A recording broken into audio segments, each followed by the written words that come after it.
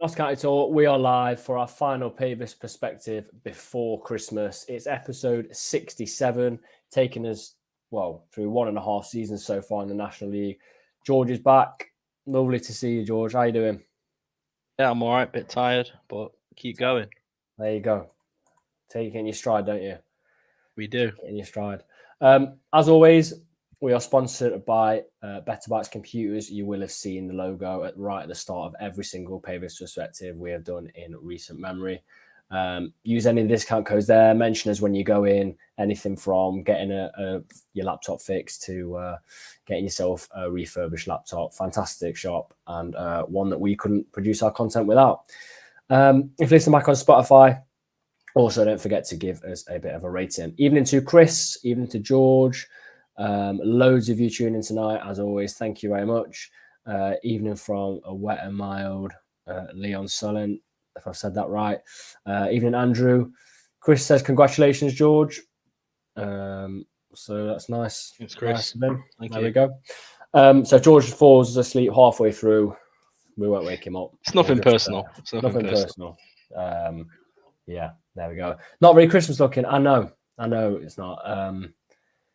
Look at the thumbnail though. We've got Toby and we've got Maka wearing that Santa hat. So what we thought today, with it being the last one before Christmas, pretty much puts us halfway throughout the season.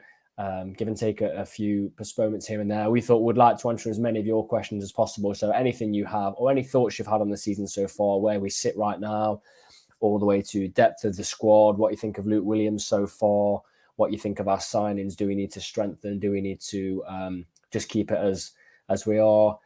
Anything you've got, just put it in there. We'll try and look through them. We'll try and answer your questions throughout. We will be looking back at the Chorley game. Not too much to talk about there, with it being the FA Trophy tie, but there's obviously other FA Trophy fixtures that sort of impact us and have other teams playing different fixtures. So first of all, George, you didn't make it to Chorley. Didn't. 2,000 in attendance. Not many did. Again, quite cold. I think it was supposed to be the Barnet game. So what do you think? I'm happy we won. I never want to go to a game and think we've gone out there not to give 100%. Yeah. I know what you mean. I'm sort of in. I know it's so easy to say this, but I'm in two minds about it. I really am. I can't make my mind up about it. I mean, I understand this whole, winning mentality, and we need to keep winning and stuff like that. But more games pose more problems, in my opinion, especially when we're in the position that we are now. We really are doing well. My question would actually be, are we overachieving a little bit? But we'll go on to that later, I'm sure. Yeah. But yeah, I mean, it's extra prize money, isn't it? It's not great prize money, is it? I mean, some of the games probably cost more to put on than the prize money would give. I mean, if we won it and got promoted, amazing. But if we don't win it, we get an injury and then lose out on promotion. It's devastating, isn't it? So yeah, I don't know. It's not. Look, it's great to win trophies, but it's not one of those that I think you'd probably look back on too fondly because of the stature of the trophy. Yeah, if I went to the game and it had been Barnet on Tuesday night and we'd have lost, I'd still be annoyed now. If we'd have lost to Chorley, I wouldn't be annoyed. Like, we went 1-0 behind and I thought, we're definitely going to come back in this game because we've been dominant. But at the same time, I'm not really that bothered. Yeah. If we don't, like, I wasn't heart in mouth like I would be if Barnet had taken the lead against us in that game. I get exactly what you're saying as well. What I think is important is you've got players in our team now. Kyle Cameron's never, ever losing his spot. Never. Palmer's not losing his spot. Ruben's not. Langstaff's not. Chickson's not when fit. So I think it's good for that opportunity to rotate and let people show. Let people like stake a claim to being that side. It's also really good for things like Bostock, getting him minutes. If we've got, say, get an injury to a key player and we've got an option to bring them on in a game like that, we can do. But I get what you're saying. And personally, I think you're like many people where at this stage it's fine. But if we get to the semis, quarters or semis, you'll be thinking, yeah, let's just go for it now. Trip to Wembley as well would be nice because I don't want to be going to Wembley via the playoffs. Definitely. No. Even if it is at Wembley. So the way I look at it is, though, look, anything can happen in this. We've lost to some shocking teams in this trophy. Really poor teams. We lost on penalties to that team that I mentioned all the time. I can't remember the name now, but I'm looking at this now. Look, you've got what? You've got Bromley out of the competition. You've got Chesterfield out. You've got Boreham Wood out of the competition already. You've got Woking out. There's some big teams that could pose a challenge to us out of the competition. Now we have what, Maidstone in the next round at Meadow Lane. I'd expect us to go and beat that. Yes, Wrexham are still in it. Who? That Welsh team. Oh yeah. Paul Mullen up front. They're still in it. Yes, it's more fixtures, but I just think it's a decent chance, like, to still get there. Darlington's still in it. Some really, really low down teams in it. Farsley, Colville's still in it. But I'm not saying I'd like to play Colville. They seem to turn up against the sides above them. Banbury's still in the competition. Kidderminster. I think it's a really good opportunity. Yeah, it is. It's a good opportunity. It's sort of one of those as well. Like, you know, obviously we've won now. We're on to the next round. The lineup suggests that Williams has took that game fairly seriously, in my opinion. A strong lineup. So that sort of sets the tone for me. That's sort of like, if you're going to put that lineup out, then you're going for it. There's no, this happens, so we're not going to go for it so much in the next round. If you're going for it in like the early stages, you just got to go for it for the whole thing, haven't you? You can't sort of send those mixed signals, if you know what I mean. I put a message in the group chat, didn't I? I think a few of us were chatting about how strong that team was. Yeah. I personally could not believe Matty Palmer started. Couldn't believe he started. And someone might correct me. I think he played the 90. I think he did play the 90. Yeah. I couldn't believe that. What do you think his thinking is behind that? Do you think Matty Palmer is a player that just needs to keep playing? Because I would know. If I was the manager, I could tell you now I wouldn't have played him. Yeah, the guy's just an engine, though, isn't he? Just keeps going. I don't think if you'll ever see Matty Palmer tired, to be honest with you. He's sort of one of them players that does a lot of running. And he never visibly looks tired, does he? Even at the end of games. He never looks like he's blowing, or he always looks on it, and he always looks ready to sort of make that next run, that next sprint, or whatever. So, I mean, if you've got someone like that available, who's, you know, touch wood so far, not injury prone at all, got a good track record, very fit, probably the best player that Notts have, really. Why not play him? And I'm not saying he doesn't do a lot of work, because he does. He does what he does really well, but he's not in a Chickson position or a Adebayo Rowland position where he's constantly sprinting. The way his game is, he dictates the play pretty much. He's the player on the pitch that for both sides decides how fast or slow the game's going, pretty much. So, yeah. And him paired with Bostock, I know you weren't there. Bostock was having a training session pretty much. Yeah. He lost the ball once in 90 minutes. They were going near him. They're just bouncing off him. I think they came and they were pretty disciplined, but we could have had 4 or 5. Their keeper was really, really good. We just switched off for a second for their goal, but we were never really in any danger of, you know, losing that one or anything like that. So I was pretty confident with that. Got a good few minutes in different players. Got to see who was better at left wing back in case Chickson's not back on Boxing Day. So yeah, the only thing I would say is, look at Wrexham last year. They were within 90 minutes of winning the league, because it went to the final day, didn't it? And they were in the trophy final and they didn't get promoted or win the trophy. So it could all come crashing down pretty quickly. That's what I mean. You'd have bet on them to win the playoffs and win the trophy, and they didn't either. So we've got to be careful, haven't we? I think they just need like a goal scoring striker. Do you? I think that. Well, I think they need a bit of money behind them. If I'm honest. Yeah, just a bit more. Just to give them that lift, that little lift. Maybe I don't know. You don't hear a lot about them. Maybe some publicity or something. Yeah, like a documentary or something like that. That'd be good. Yeah. Let's have a look at some of your marketing team, I reckon. Really? Yeah. That'd be good. Let's have a look if you got any questions in there. Let's go for this one then, George. I think this will be fairly straightforward for both to answer. What's been your favourite game so far this season? For me, it can't be anything other than Wrexham at home.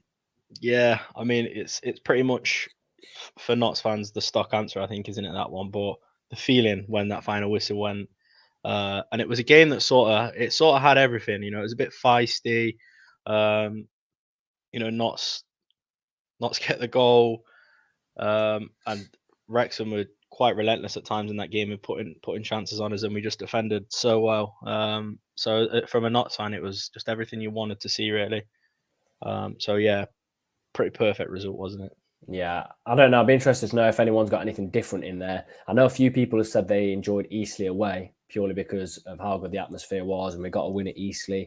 Yeah, I bet Southend away was quite good. I know, obviously, it wasn't straightforward, but I bet it was a good game. Yeah, it was the 2-2, wasn't it, in that one? Yeah. Yeah, it'd be interesting. Interesting. Before we go on, then there was another question. I don't know if you've seen this, George. And it says opinions on the financial stuff that's going on. I've seen on it. Twitter. Yeah, I've seen that. What do you think? I'm not going to sit here and pretend to be some financial guru and start using lingo that people don't understand, even I don't understand. But from my perspective, it's in a better state than it was last time we saw it by quite a considerable amount of money. And bear in mind, within that time, we've had sort of rocky stages with COVID and stuff like that. So the amount of the debt on the club has actually reduced in the millions, which is quite astonishing, really. I'm not quite sure how the owners have managed to do that. That's my understanding of it, anyway. I'm sure I'm right in saying that. And I think it's easy to sort of start flapping and panicking when you look at that. And so, is it 14 million in debt or something like that? Yeah. I can't remember if it was 14 or 17 million, but 40 million, it's a lot of money to be in debt by, but none of that debt has been set by the current owners. It's actually been reduced to that number by the current owners. So sort of as long as who we have there now, the brothers, are there for the long haul, which they seem to be, it can only be a good thing. And yeah, I was trying to make the point there. I think people panic when they see numbers like that. But my God, they've improved. I think you could literally cherry pick any team in that division, and they'll be in some kind of debt relative to every team's in debt. Yeah, relative to the size of the team.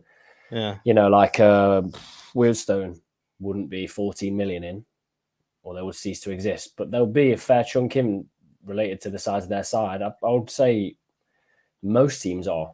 Yeah, we have literally gone from, I don't know, like over the years, like even just in my sort of time supporting, not say like 20 years or roughly 20 years, we've had some shocking owners. We've gone into administration. We've been on the cusp so many times of actually just not existing anymore. Yeah. We've just had a bad run of owners, and these do feel like the real deal. And I think that does sort of prove that. I'm just reading this. Chris said doesn't think it's anything to worry about. He was more interested to see we had to talk with Keogh McGoldrick from Derby last season. I don't know. I didn't see any. I didn't see any of that. I think it's worth saying as well, right? Again, I'm not professing to be a financial guru. The reason people get into football is because you lose money, right? So if you lose a certain amount of money, you can write off taxes from your other companies and things like that. So that is essentially why people buy football clubs. They're not buying them to, be this amazing person that's doing this amazing thing with this amazing club for their ego. I mean, I'm sure there's a couple of owners out there like that, but a lot of them is to write off their taxes from their successful businesses. So to some degree, debt to a club it sort of goes hand in hand. You're not going to get many teams in world football that are coming out with profit. There will be a couple. I think there's like 2 in there in England. Yeah, possibly. But if it all depends. I'm not worried one bit. That might come back to bite me, but I'm not worried at all. No. I think they've just picked Notts County and had a look at their accounts and could do that with anyone, pretty much. So yeah, that's what I think about that, Ellie. Any more questions about the season or any thoughts? Just let us know. Chris said his favourite was Dagenham away. Give me a comfortable win rather than a heart attack inducing game. Yeah, it's funny. It's funny because you've got those games like Wrexham, but you've also got Wheelstone away where it's 4-0 at half time. I do like a closer game. I do. But I feel like once you get past like 3-0, it's a bit like, I don't know. It sort of takes it out of it for me. I like a game that's close. I like a bit of tension in there. Madman, like that adrenaline rush. Love it. But it's also great to see us putting 4, 5, 6 pass sides. Oh yeah, that is 100%. also 100%. they go hand in hand. I'd take a bit of either. But an Oldham double header coming up then. Boxing Day and then New Year's Day. I was looking at who other teams have. Chesterfield, I believe, have a double header with Scunthorpe, and not an easy one for Wrexham. They have a double header with Solihull. Who out of those? We've got Oldham, they've got Solihull and Scunthorpe for Chesterfield. Who are those, or do you think any off the top of your head right now any of us are going to get 6 points? I think it's different when you play 2 games this close together. Yeah. I don't think it's as straightforward as playing Oldham in September and Oldham in April. Yeah, no, I agree with you. Because there's a lot of focus put on that club, then, isn't there? I do agree with you, but not to get 6 points. No bother. Do you think? No bother. I mean, Wrexham will struggle over Christmas. Solihull is not easy. No way. And Scunthorpe, in my opinion, they have to pick up at some point. They've got to. They've got to somehow pick up. But whether it will be in these 2 games against Chesterfield, I don't know. I would be reluctant to say Notts are going to get 6 points over these 2 games, just because, I'm a bit not superstitious, but I just think things don't work. Yeah. That way I know what you mean. But get the 3 points on Boxing Day, and we're laughing. The good thing about this is, I know we're quite early in the season, but Oldham are not in a very good position, pretty much. I was on here with Will last week. I think Will put Oldham to finish 7th, and look where they are in his pre-season. Oldham are now 21st. They can't afford to do what Yeovil did and just come and sit in to try and get a point.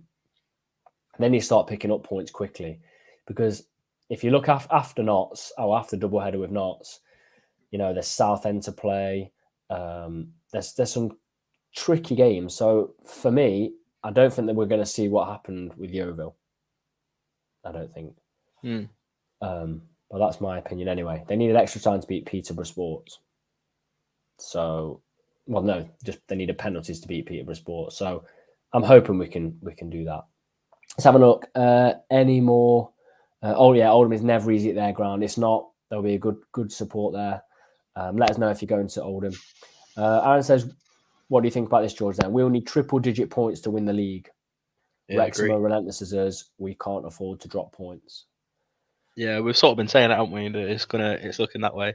Like, we're on 54 points, aren't we? If my memory doesn't fail me. Yeah, we are 4 ahead of Wrexham, 11 ahead. So we're bang on halfway through the season. So if we pretty much double or replicate what we've done, we'll obviously be on 108.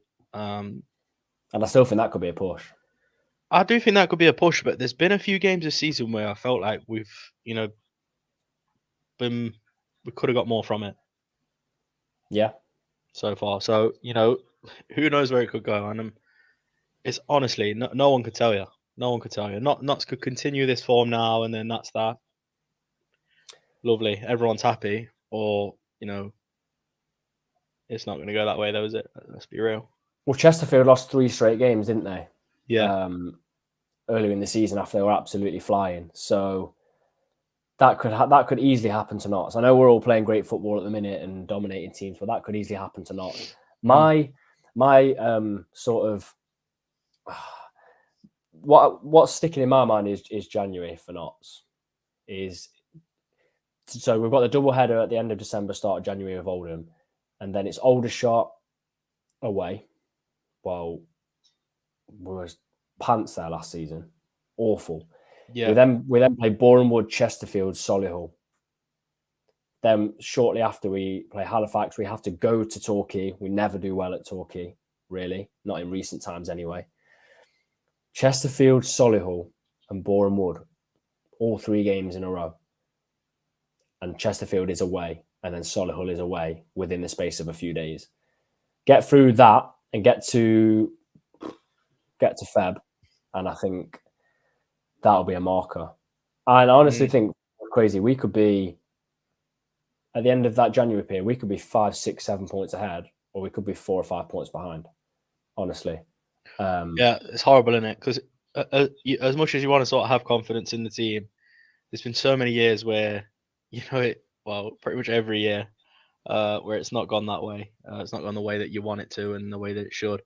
Especially down here, like this league, just horrible. It's absolutely horrible. Like, there's so many times. I can't even remember what season it was now. We've been here, a bit too long, a couple of seasons too long, in my opinion.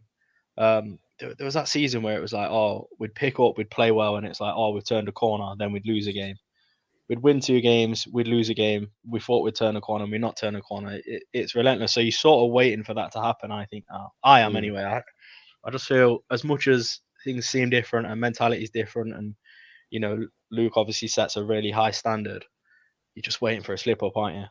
Yeah, I think we need to do what Stockport did, because I think at the minute we've gone a few games where we've like one drawn, which is all well and good, but it just leaves that doubt. I think Stockport got to a point last season where their players just believed they would win every game.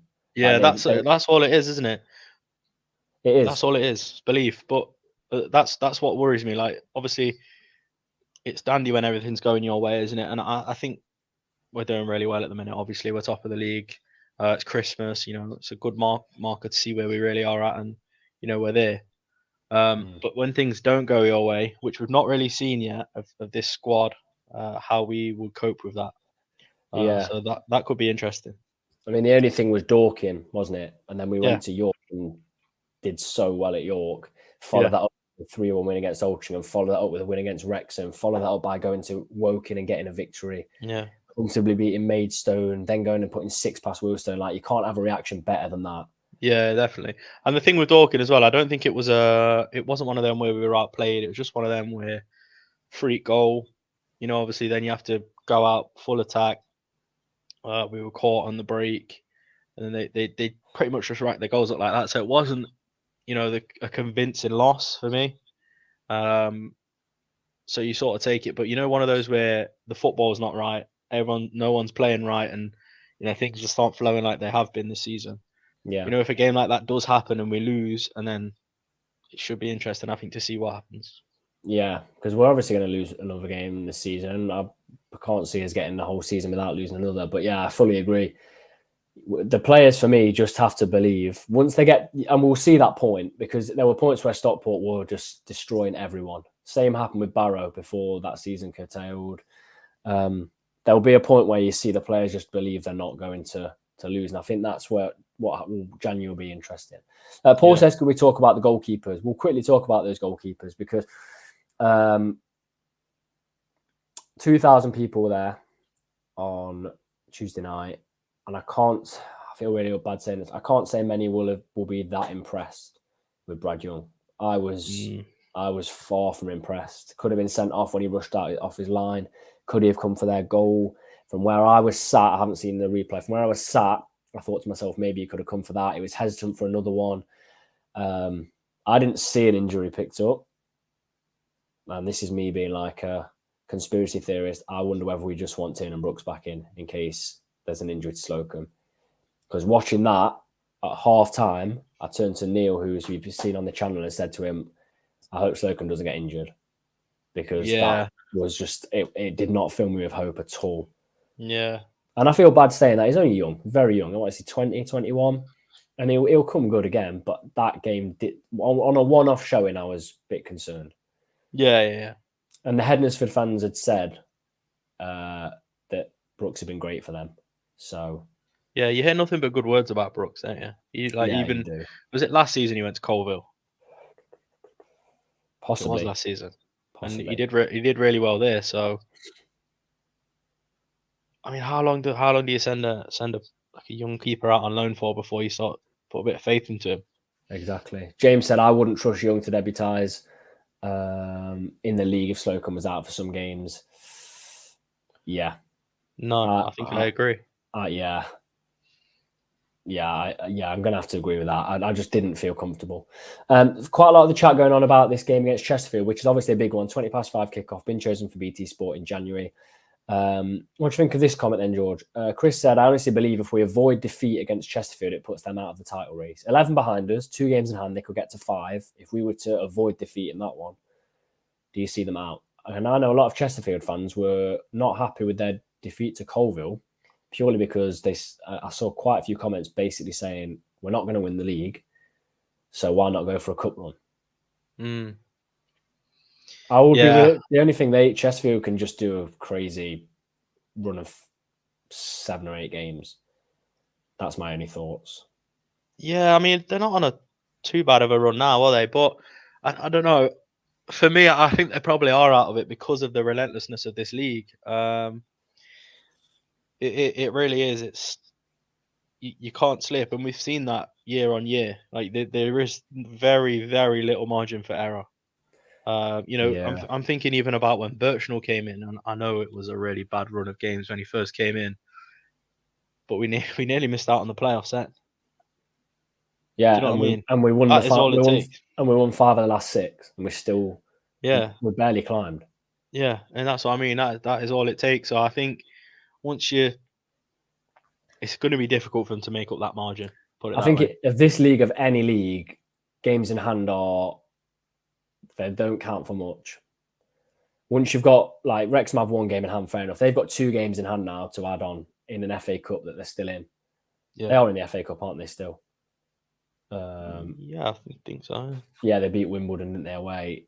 They don't count for much in this league. Like, you could easily have a game in hand against a mid-table side that I'm looking at now, like Altrincham, Dorking, York, and draw that game or lose that. Yeah. On the other hand, Chesterfield beat us, right back in it. But it's not like there's one side at the top that's strong. There's 2, and they've got to catch both. So I think it makes it interesting, keeps us looking behind us, but I personally still think it's a 2-horse race, personally. Yeah. That I don't have many concerns over Chesterfield. Like, in fact, I don't have any, to be honest. I think Wrexham are my main concern, and probably don't stand alone on that one. I mean, I'm concerned about the Chesterfield away game as a game, but I'm not looking over my shoulder thinking, blimey, Chesterfield are coming at us. Yeah, like, I'm more concerned about the officials. Paul Cook, not a very nice man to officials, is he? No. There we go. And last season was horrific away at Chesterfield. It was horrible. Did you make that game? I was on holiday, wasn't I? You remember? Oh, yeah, you were. I remember listening along. Awful stuff. Eli Sam puts us ahead, and then we just capitulated. Oh, gosh, I hate to think about it. Give me flashbacks. That's going to be a cold one to watch, but there we go. Aaron says, scary thing. I think we're better now than we were in the first 10 to 15 games. The team knows each other better now, and you can see it in the performances. Yeah, we won some. There were some games we were on, like, first, second gear maximum. First game of the season against Maidenhead, we never got out of first gear. Yeah. Some other games we won, and we are getting better and better. Yeah, I agree. But there's also so much room for Wrexham to get better as well, because I don't think they've been particularly great in some games this season, and there is room for them to improve as well. So it's going to be a crazy, crazy title race. Really, really mad. But we'll see what happens. We'll see what happens. I'm looking at the games then, George. Boxing Day we'll look at. We'll have another Pavis perspective before the New Year's Day. At home against Oldham. We've already spoken about Oldham. Do you see them I see the away fixture being way more tricky than the home fixture. Yeah, I agree with you. Do you see any chance of a slip up there at home? Like from a pure fans perspective? If I was to say right now, are you confident of Boxing Day? Yeah. No, I don't see any chance of a slip up. I'm fairly confident. Is it the away one for you as well? Yeah, I think so. I like your confidence. I'm nervous about every game. So, I was the same as you going into Yeovil at home, but that was a bit of a freak game. I know what I want to talk about. This has been playing on my mind for a few days. I didn't get to say it in the first match. We have to. I don't know how. I don't know whether it's attacking positioning or the quality of crosses. We have to be better at crosses. Yeah. I'm not exaggerating now. If our crossing's better, what have we scored now? 59. We're the top scorers in the league. I honestly now, if our crossing's better, we score at least 11 more goals to take us to 70. Yeah. That's an issue for me. It is a bit of an issue because we score a few goals from crosses, but we don't score anywhere near enough. Yeah.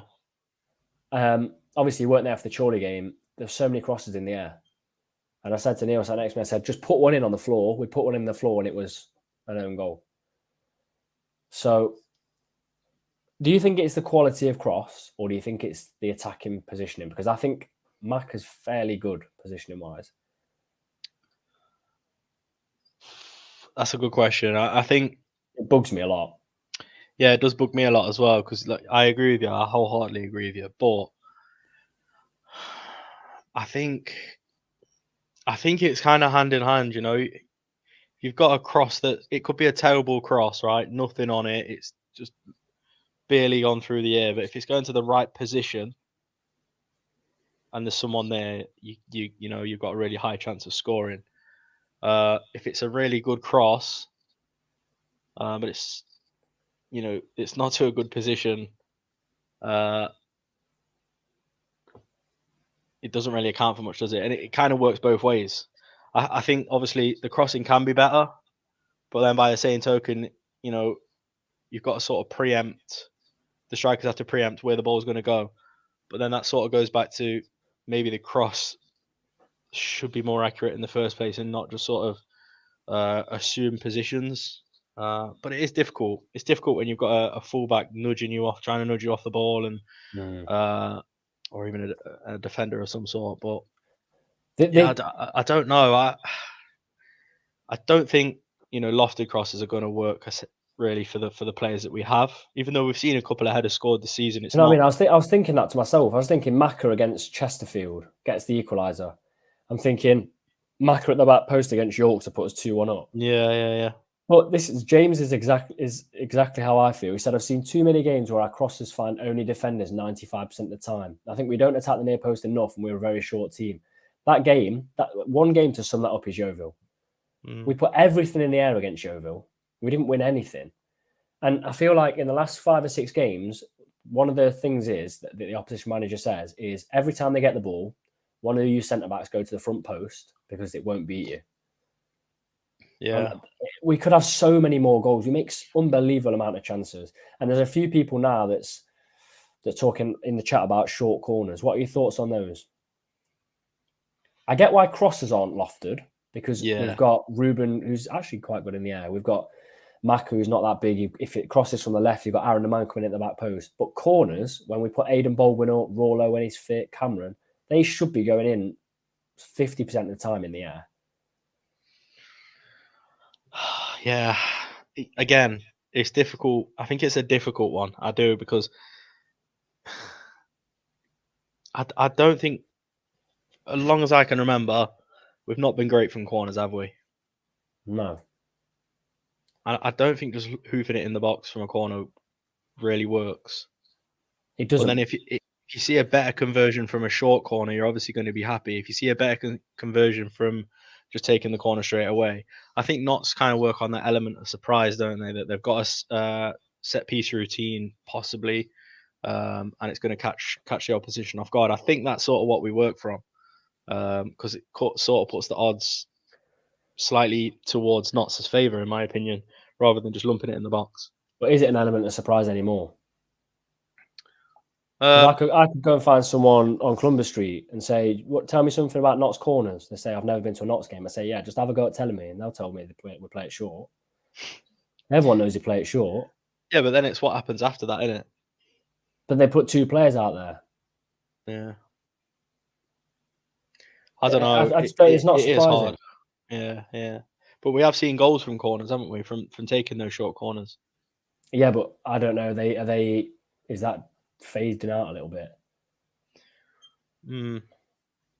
But what would you like to see? If I understand the point, but then from a direct corner, not taking it short, I feel like we never score. What I'd like to see is just a 50-50 split. Fair enough. Because if you have a short corner, say Ruben's taking it, and Aaron drifts out, who's never going to win a header in the box, and Sam Austin, let's say he's playing, he drifts out. It's taken 2 short players out, more space in the box to attack for our centre backs.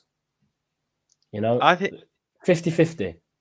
I think you got to think of it like a defender, right? If you're a centre back, you're a big centre back, and your job every set piece, corner, free kick, anything, right? But I know we're talking about corners. Let's say just from corners for the example, right?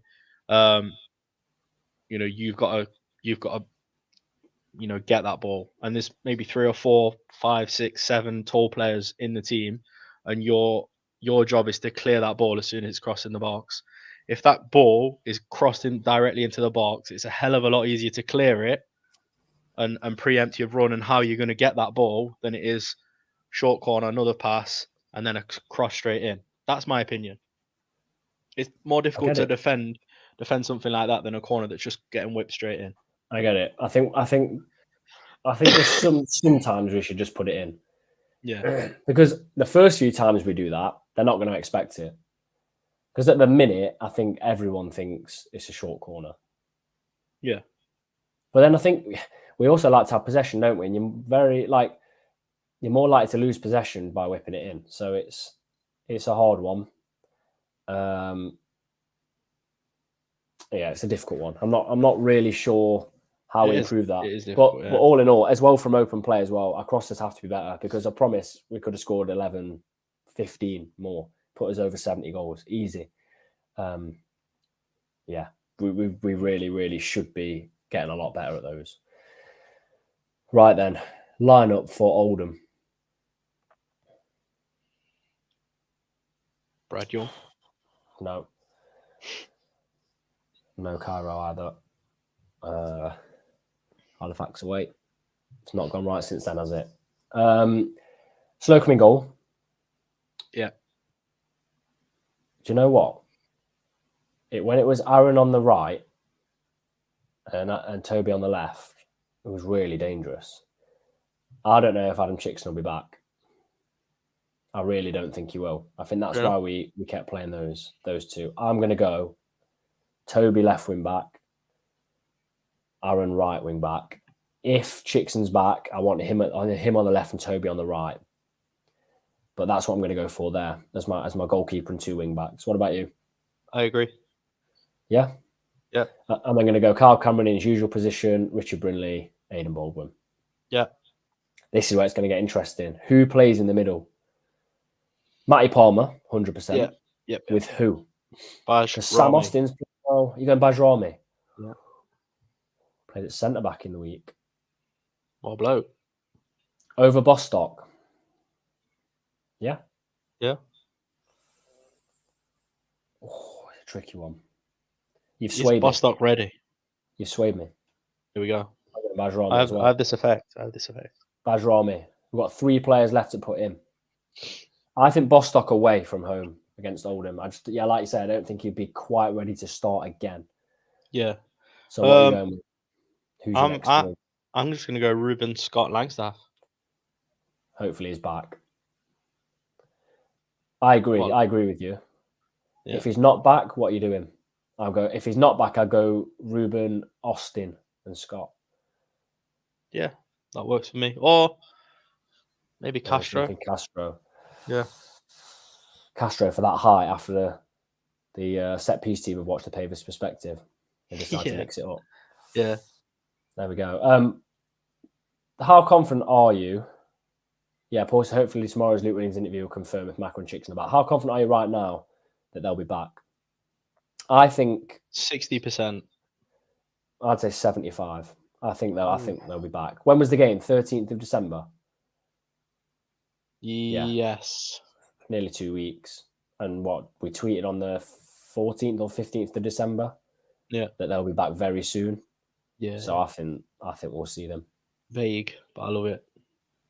Yeah. I like that. I like that. Right. George, what was the poll tonight? The poll tonight was: have you done all of your Christmas shopping? Good question, yes. 78% said yes. 22% said no. 78% said yes. Yeah. Wait, have you done all yours? Tell me you've done all yours. Of course I haven't. You haven't? No. Grow up. Going to town tomorrow. Grow up. You're not going to town tomorrow. Of course I am. Oh, good luck, mate. Of course I am. Good luck with that. It's an absolute nightmare. And if it doesn't work, everyone's getting a £5 and a chocolate coin in their card. A handmade card as well. Deary me. Deary me. I'll draw Mr. and Mrs. Magpie on the card, photocopy go. it, hand them out. I'm surprised at how many people have done it all. That's organisation for you. I tell you what I have done though. I've got all my food in ready for Christmas. Did Good that man. today. Yeah, I did mine yesterday. Went to 3 or 4 different supermarkets, make sure I got everything. Because I can't stand going to supermarkets near Christmas. Nightmare. I can't stand going to supermarkets full stop, to be honest. There we go. I've heard you were one of those people. I've heard you that yesterday when you went to said supermarket, you were going through self-checkout of a full trolley. That's all I've heard. Yeah, spot on. The less human interaction at supermarket, you weren't going through the basket one, were you, with a trolley? No. Oh, right, come on. Give me a bit of due respect. Those people that go through the basket one with a trolley can unsubscribe. I don't know who's told you that, but whoever's told you that, I don't know. I think they just need to get their head down a little bit, have a little nap or something. No, I've heard it through the passing on information like that's odd. I've heard it through the grapevine. Mick started making a trifle yesterday. That's a good use of time. Love a trifle. Yeah. So, and then I'll do all my wrapping about 10 o'clock on Christmas Eve. There you go. So, yeah. The biggest gift is going to be from Knots on Boxing Day, I think. Right, score predictions. Get your score predictions in. We'll go for ours. George, since you weren't here on Sunday night show, I'll let you go for this one. First of all, what's your prediction for Oldham at home? 2-0. Scott at the double. Scott at the double. I'm going 2-1. And I'm going Ruben at the double. That's what I'm going for. We're going to kick off with this one today. 5-0, Callum says. Chicks and hat-trick, Bostock and Cameron. I like that. Mick says 3-0 Knots. Ellie says 3-0 Knots. Paul says 2-0 home win. Nigel's gone for a 2-0 win. Alex has gone for a 3-0 win. We're not conceding many here. James has gone for a 2-0 Ruben and Scott. Oh, a 3-2. That'll be one for you, George. You like the close games, don't you? Yeah. Big fan of those. We've got a 3-0 just there, and I'll go for Chris's, who has gone 3-1 to Knots, Ruben, Cameron, and Austin. Oh, I'll put Shane's in as well. It's just come through. 3-1, Cameron, Palmer, and Ruben. That'll be a good one. Let's hope we've got Langstaff and Chickson back. If not both, let's have one of them back in. Hopefully we don't slip up. George is insanely confident. So let's just all stick with George's confidence rather than mine. I get a little bit nervous for every game. Thank you for joining us. I know it's close to Christmas. A lot of people will be getting themselves ready, unlike myself, who is nowhere near ready yet. Enjoy the game if you are going on Boxing Day. Let's hope we can get the 3 points. For everyone that's watched us so far this year, I know I've got another show before the end of the year, but have a really good Christmas. Appreciate all your support. So yeah, just have a fantastic day. May see some of you down at Meadow Lane. If not, may see some of you at Oldham. And as always, don't forget to like, comment, and subscribe to the channel.